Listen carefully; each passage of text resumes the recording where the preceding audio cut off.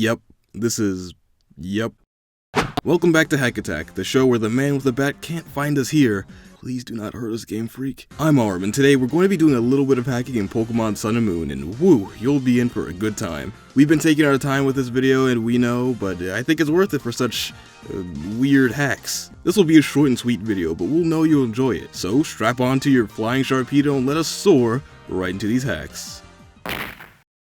We start our typical Pokemon adventure by meeting up with our professor, but psych, it's your boy Guzma! Yep, we've replaced Professor Kukui with Guzma, along with a couple of other things. Like the Pokeball, for example, which is supposed to be a ball, but instead is the leader of a gang. And since the Pokeball doesn't have any animation attached to it, Guzma remains in the standard T-pose, just like any 3D model does without any rigging bones. Thankfully, most of the human cutscene models in the game share a standard set of bones, so Professor Guzma is still able to fully move around and interact with the player, although the faces aren't exactly 100%. You may have also noticed earlier that there aren't any outlines to the models. That's because we're using Kazo War's No Outlines patch, which, with the help of 3DS custom firmware, allows us to see the game in a much clearer view, for better or for worse. You'll be seeing the footage swap between having outlines and not throughout the video, but it shouldn't be too much of a problem. Now obviously we didn't stop at the professor, but rather than tell you, let's just show you the opening cutscene to Pokemon Sun and Moon.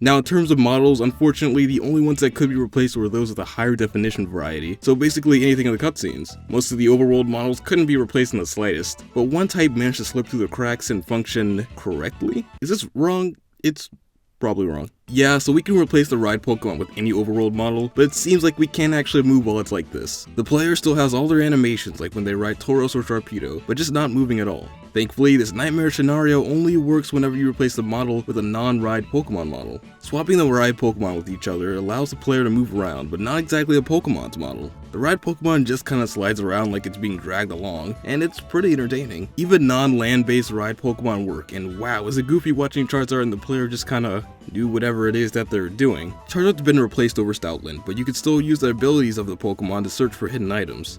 Charizard, you just gotta put your back into it, man.